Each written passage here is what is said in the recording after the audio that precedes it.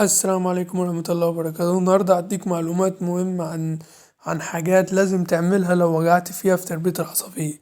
وهي أول حاجة، لو العصافير بتاعتك ما مش راضيين ياخدوا بعض، وانت مثلا جايب الطيرة ومتأكد ان هما ذكر وانتهى، فكل اللي عليك تجيب قفص عصافير فاضي وتحط الطيرة جنب الذكر.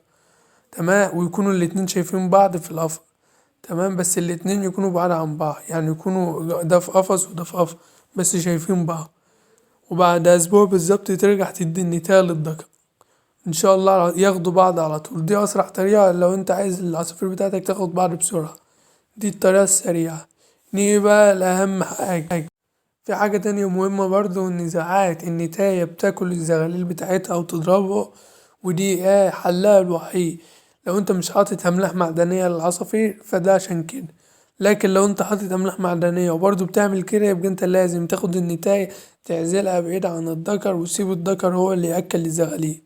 لان لو انت سبت النتاية لحد ما مع الذكر ممكن تموت الزغاليل كلها، ويبقى كده انت خسرت الزغاليل. فانت كل اللي عليك هتسيب الذكر في عشه، وتاخد النتاية تعزلها، والذكر هيقوم معاهم باللازم.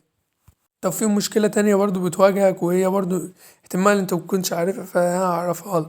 ان الذكر ساعات بيطلع فوق النتاية عشان يكسرها وما بينزل على طول. تمام. طب انا اقول لك بقى اللي دي سببها ايه. لو الذكر صغير فدي سببها كده. طب لو الذكر كبير وكله تمام وهما تمام، يبقى في حاجة واحدة. يا اما الذكر في مرحلة القلش، لو لقيت كده في عند ساعات مرحلة القلش دي اللي هو لسه بيغير ريش بيبقى ريشه مشوك، فلما بيجي يكسر النتاية فبيتشك، فبينزل من عليه، فهي دي. لكن لو هو سليم والريش كله سليم، يبقى الذكر ده معيوب وده عيب فيه. تمام، وده ما يتعالجش. لكن لو الذكر طالما بيعمل كده بس البيض بتاعه فيه كسر او فيه زغاليل، يبقى عادي، يبقى مفيش مشكلة في الذكر. في حاجة برضو انت ممكن تسأل عليها وانا هعرفها لك. تمام. هي ايه؟ هي برضو الجوز الذكر بيخش قبل النتاية العش، والنتاية بتخش بعديه.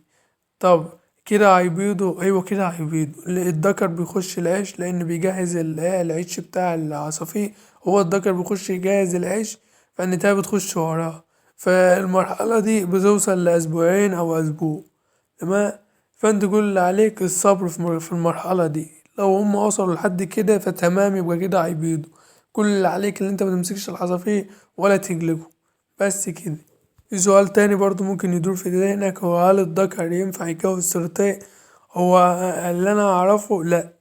تمام، واللي انا جربته. لكن لو انت عندك عصافير تانية بيضة في المكان، ينفع تجوز الذكر نتايتين، وتاخد البيض بتاع النتاية توزعه على على البيضات. يعني هتوزع البيض بتاع النتاية اللي هي الزيادة دي، اللي انت مش انت متجوز الذكر نتايتين، فهتاخد بيض النتاية التانية دي توزع هنا بيضتين، هنا تلاتة، هنا اتنين، فانت هتوزعهم على العشوش كلها.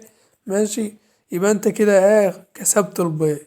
لكن الذكر يربط مع النتايتين فلا، مش هينفع. هو الذكر بياخد نتاية واحدة، هو ممكن ياخد أيوة نتايتين بس النتاية هتبطلع. بس انت كل اللي عليك هتوزع البيض على كل على كل عيش. لكن هو انا عن نفسي ما ينفعش سيب كل قص يبيض ويطلع وياخدوا بعض، ده الأحسن لي.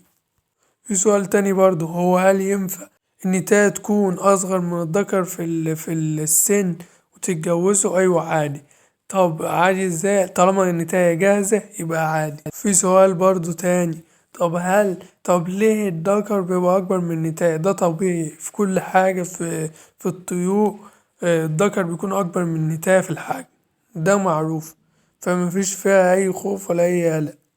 في سؤال تاني برضه، وهو انا جبت عندي ذكر وجبت له نتاية، بس النتاية بتضرب الذكر وهي اللي مسيطرة. في الحالة دي لو انت عايزهم ياخدوا بعض بسرعة، زي ما انا قلت لك في اول الفيديو، اللي انت تحط النتاية في قفص لوحدها، وانت المفروض تسيبها مع الذكر اسبوع وتحط الاكلة واحدة. لو فضلوا يضربوا بعض وعدى عليهم اسبوع وفضلوا يضربوا بعض، فانت كل اللي عليك هتاخد النتاية تحطها في قفص جنب الذكر، وبعد اسبوع ترجع تدي النتاية للذكر. هياخدوا بعض ومفيش أي مشاكل. لو في أي سؤال أو أي استفسار حابب تعرفه اكتبه في التعليقات وأنا هرد عليه. بس كده، متنساش تتابعني، أكيد هفيدك. سلام.